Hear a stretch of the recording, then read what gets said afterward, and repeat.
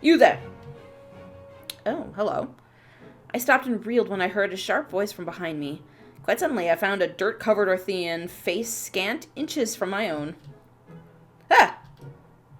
I leapt back, but he stepped in to close the gap. No, look here! He seized my chin in his hand, and I felt my heart turn to stone. He inspected my face closely, and it took quite a bit of effort not to react too strongly to the man's utter lack of concept towards personal space.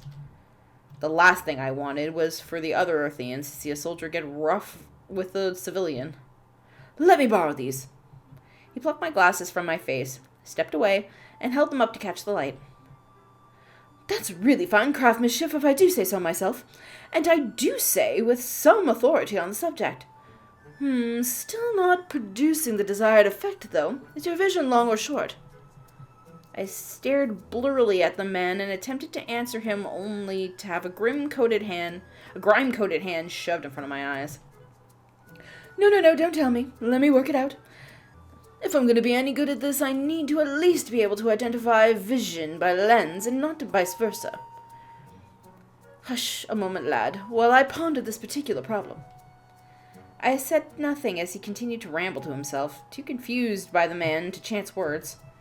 He held my glasses up to the light, tilting this way and that. At one point he popped off the little monocle hanging from his face and looked through the glass.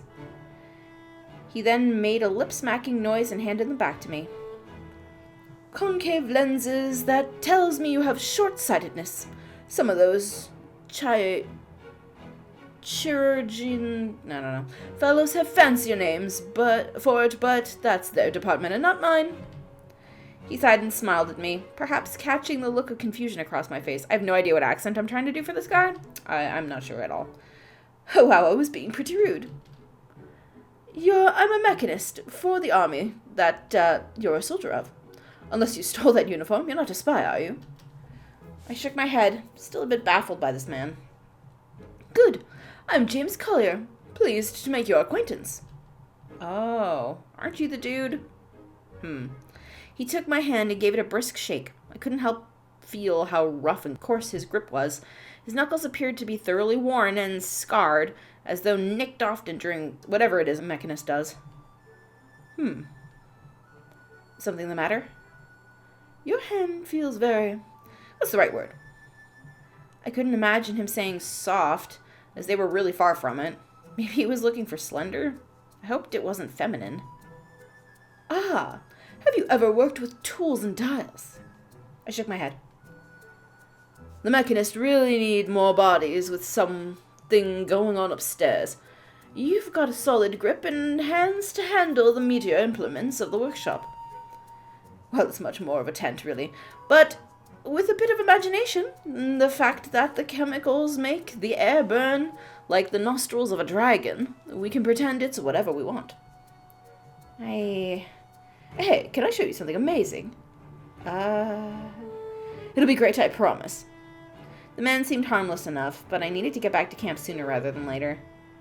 But would it really hurt to indulge him? Part of my job was probably going to have to be to communicate with these mechanists. We have a choice. Let's go with James, I guess. I nodded. Beautiful! James then grabbed my wrist and pulled me back towards the camp. We made a beeline towards the large tent and I was yanked inside. The inside almost looked like a blacksmith's, but amongst the anvils were complex machine parts and blueprints. Pretty cool, right? This is top secret stuff, you know. I nodded.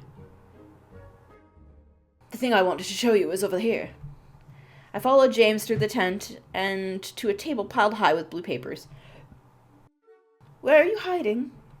I watched James rifle through the papers and producing a curiously small crossbow from them.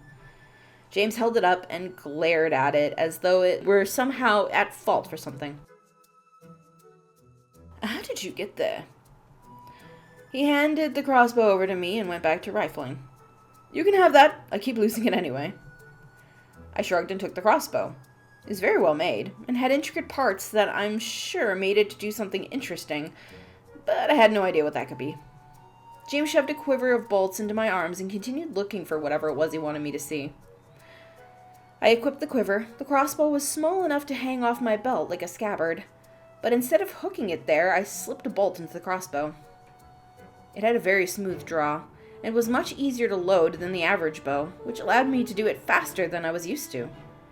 It occurred to me that more intricate parts probably allowed the bow to have the same amount of power as a crossbow twice its size. It was an ingenious little thing, and I considered asking James more about it, but decided it may be best not to distract him. Aha! Sneaky devil! He pulled a scroll out of a pile and opened it as though he were going to show me a grand prize. I didn't know what I was supposed to be looking at, but it seemed important. This was already taking longer than I thought it might, and I was beginning to think I'd never get free from James in order to get back to my job. It might be time to think up an excuse to leave, and looking at the schematics could provide me time to think it up. Somehow just telling him I had to go back to work didn't seem like enough of one for this man. We're gonna actually look at the schematics. I want to know what's up. The plans look complicated, but I did make out the words black powder. I sifted through the schematics. The next page featured an elegant design for something like a miniaturized crossbow. Oh, guns. Okay, so it is gunpowder. Okay. In fact, it looked very similar to the crossbow he'd just given me. As I glanced further down, James suddenly yanked the plans away. Whoa, don't look at that. I'll show you later. Don't tell anyone. What do you think? I opened my mouth, but before I had to answer, the assistant commander's authoritative voice boomed through the tent. Boy! I jumped around at the mouth of the tent. I saw the assistant commander himself. Boo, Bear always has to ruin the fun. What are you doing with my aide, mechanist? You're the new aide. James looked at me in surprise, and I nodded. Go back to your duties, Aide Cordell. The assistant commander stepped into the tent and motioned for me to leave it. Leader of the mechanists or no, you do not need to be flashing sensitive information around. Not wanting to hang around for the inevitable reaming, I made my way out of the tent. By the time I entered camp, the men were all out rushing around again. After a moment of watching the men, the assistant commander joined me. You certainly took your time. He also noticed the sword under my arm. I see Prince Alistair gave you a blade. That was very generous of him. Be sure to take care of it. I nodded. I was going to assign you a weapon today, but that's already taken care of. Do you know how to use it? I nodded again. Good. That will knock out a sizable chunk of your training. Let's hope you're as good as your brother. Unfortunately, I rarely equaled Nick in anything. He took to any task with efficient skill and annoying ease, and he was especially talented with a sword. Before he left, his skill had surpassed even our father's. Here! I barely noticed the blade whizzing past me. I'm not sure how I knew to move out of its path, but instinct has always been kind to me. I drew my sword as I spun around. My attacker was a soldier, wielding a light one-handed sword like mine. Since the assistant commander wasn't lifting a finger to help me, I assumed this must be a test of my skills. The soldier flashed me a quick grin and thrust at me. I quickly jumped out of his reach. The first swing, I hoped, was probably supposed to miss. Well, the soldier would get no other chances to hit me. We stood in a patch of rough, grainy dirt. A crowd had gathered around us, giving us about 50-foot diameter within which to fight. Neither of us had a shield or any armor. I hoped that was a practice blade he was using. Aide Marcus, how should I engage the soldier? He's about 10 feet from me with the sun behind him. Oh, I don't know. Jeez. Draw the still-loaded crossfire from James. No. Close quickly and attack. Study him and wait for him to make the first move. Circle the soldier while remaining on the defensive. Ooh, yeah. Throw my combat knife at him. We should circle him so that way the sun's not in our eyes. I circled around him, positioning myself so the sun was at my back. He lunged for me, but I was ready for him and dodged. We're gonna study the soldier and bide our time. No sense expending more energy than I needed to. Come here and fight me! He was using a lot of energy circling around me, making feints, dodging attacks I hadn't made. I could tell he was tiring. Sweat trickled down his face into his eyes. Grunting, he made his move and struck with all of his strength. Here! The soldier is heading right towards me. Parry, catch a sword with your hands. Throw my combat knife. Okay, parry. I parried his strike easily. He was tired and off balance, and I kicked him to the ground. In moments, my sword was at his throat. The burst of applause that erupted from the crowd sounded absolutely amazing. I took a bow. All right, men, that's enough. Back to your posts. The cheering abruptly stopped and everyone scattered. So you're a bit of a showman, are you? Not usually. You won't be able to get away with that on the battlefield. Great. Now he had the wrong impression of how I usually fought. But there was no point in correcting him. He just watched me, after all. Go to the medical tent. The commander wants bandages. I nodded and set off for my destination. When I entered the tent, my brother rushed to my side and pulled me behind one of the curtains. What were you doing out there? You never used to be that sloppy. He was right. There were some pretty glaring holes in my tactics out there.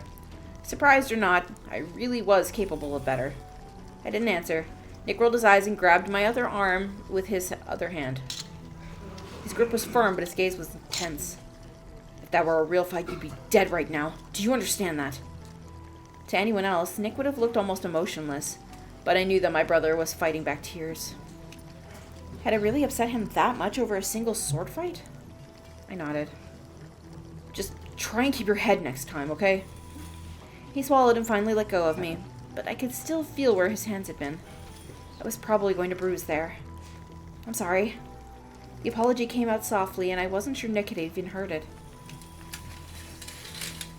There you are, Nicholas. The smiling prelate shifted his gaze from Nick to me and back again. I know that you missed your brother, and I'm sure he was sent here for a reason.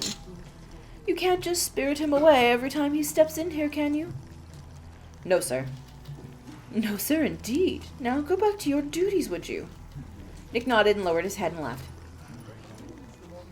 Now, why were you sent in here, Aide Cordell? The man very patiently waited as I gathered the nerve to speak. Somehow that made it worse, so it took longer than he likely expected. Bandages. Ah, they're kept over here. Come along. I followed the prelate to the corner that was stacked with supplies. There you go. Next time you visit, just walk right over here and take what you need. He handed me a wad of bandages. Then sign this parchment here logged that you've taken it. He picked up a bit of charcoal and added one bandage to the list on the paper. Understand? I nodded. Good. Just make sure you're always listed on the parchment. It's very important we know exactly how much we have at all times. I nodded again. You can go now, Aide Cordell. The exhaustion was creeping behind my eyes, making it hard to focus on the task at hand. After delivering the bandages to the assistant commander, I was given more chores to complete. Check the sword, make sure they're sharp. Check the armor, make sure it holds. Check the shields, make sure they shield. It was basic maintenance. My father had already taught me most of what I needed to know. I yawned. It took me a moment to realize why I was getting so tired, but when I saw where the sun rested in the sky, I realized it was because it was about the time that I had gone to sleep in the other day. I'd have to really push myself so that I could start sleeping at the same time as the rest of the men. If I wanted to avoid notice while I was trapped here, I had to fall in line with the norm. Aide Cordell! Assistant Commander Barron's voice thundered along the training ground. I promptly dropped what I was doing and ran over to him. I need you to deliver this to the Archmagus. His tent is to the south. I nodded. Be quick about it. Baron held out a folded parchment. It was sealed with wax. I took it intending to head off, but his voice stopped me cold. You'll need this first, boy. He dropped something around my neck. It was a strap of leather with a disc of golden metal hanging off of it. I lifted the metal up to see what it was inscribed on it. In exceptionally polished lettering, it read Aid. Don't lose that. It'll let you pass through the gates without a ranking officer. But I didn't need to leave the camp to get to the Archmagus, did I? He must have just been covering his bases for future tasks. I nodded and turned to leave. Only use it for official business, understand?